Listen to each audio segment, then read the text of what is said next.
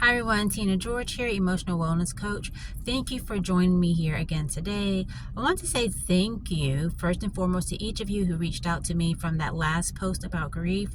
It made my heart feel so full. You have no idea. Some of you said that you felt like you weren't alone, that you didn't feel isolated, that it's good to hear someone talking about grief, because sometimes when we go through it, we do feel like we're alone because, well, it's happening to us.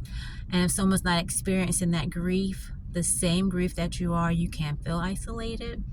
So I want to say thank you to each of you who reached out to me, and that I'm glad that we're having this platform to talk about grief.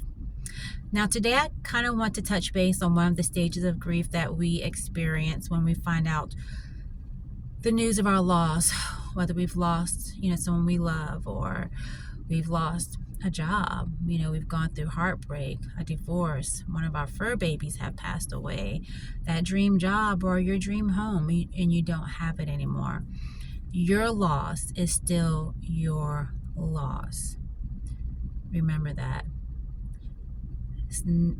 Just remember that your loss is still your loss. And so the very first stage that most people will generally go through once we are in that phase of someone sharing with us, or we are acknowledging that we've lost something, is denial. And denial is almost probably that stage that keeps us semi-safe, because for some people it can be a lot to try to process that type of loss. If you've lost a family member or a loved one, if you are going through divorce, the shock of, your marriage dissolving, if your fur baby that you've had for 15 or 20 years passed away and you had to have them put down, your loss again is your loss. And in the beginning, it could seem like a cruel something that someone has told you, and you're just not ready to process it. I think what happens is our brain tries to go into a self-care mode on its own, because sometimes we're not able to do that for ourselves.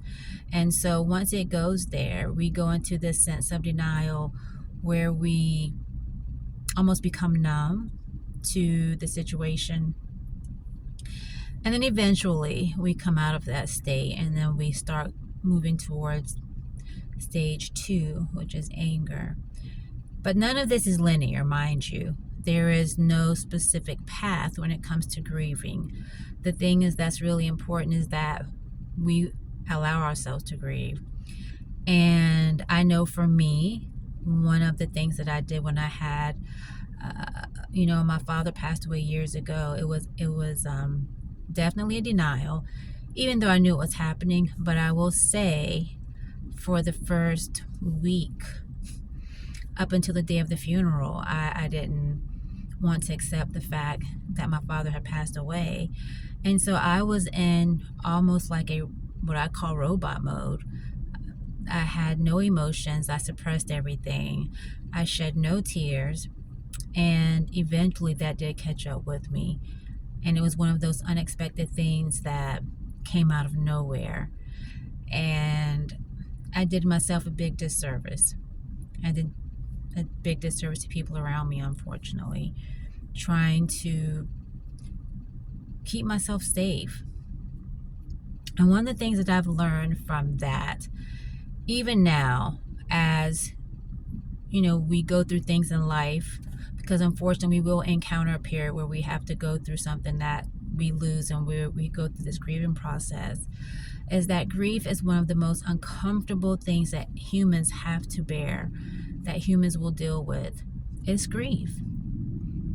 We have no control over it. We have no control over the thing that happens or how we end up there. And so the best thing that we could do is learn how to sit in our grief, sit in our emotions, and let it help us move forward, as uncomfortable as it may be. And I know I mentioned this in the last video, but I cannot emphasize that enough. It seems easy to run away from it. It seems easy to keep ourselves busy, to keep going, to keep moving, to, jump into the next relationship, to get a new pet, to do whatever it is we need to do to make ourselves feel like we're moving fast forward quickly. But again, it's not fair to the people around us, and it especially is not fair to you, to me, to the person who is grieving. So as you go through this process or move forward, do it in a timely manner and give yourself grace. That is so important. And remember that the grieving process is not linear by any means. I wish there was a way to say that we could put it in a box and say that it would be done in X amount of time. It doesn't work that way. So we figure it out along the way. We do the best that we can with what we have. And then we make sure that we try to surround ourselves with people who love us and who will support us and encourage us.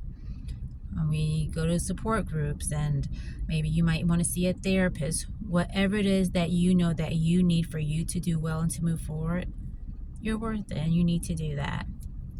So I will say, if there's I would love for you guys, if you've gone through any sort of loss, and if you have some comments, or if you have some ideas, or if you have suggestions on how you were able to push through, please comment below. I'd love to hear them. I'm sure there's other people who would love to read those. We're always looking for a great support system. And the next time I come back, I'll be talking about anger, which is the next phase of grief for some, not for everyone. But again, I just want to thank each of you for being here. Thank you for your support. Thank you for reaching out. Thank you for all the messages. Thank you for everything. And until next time, please take care, be safe, and be well.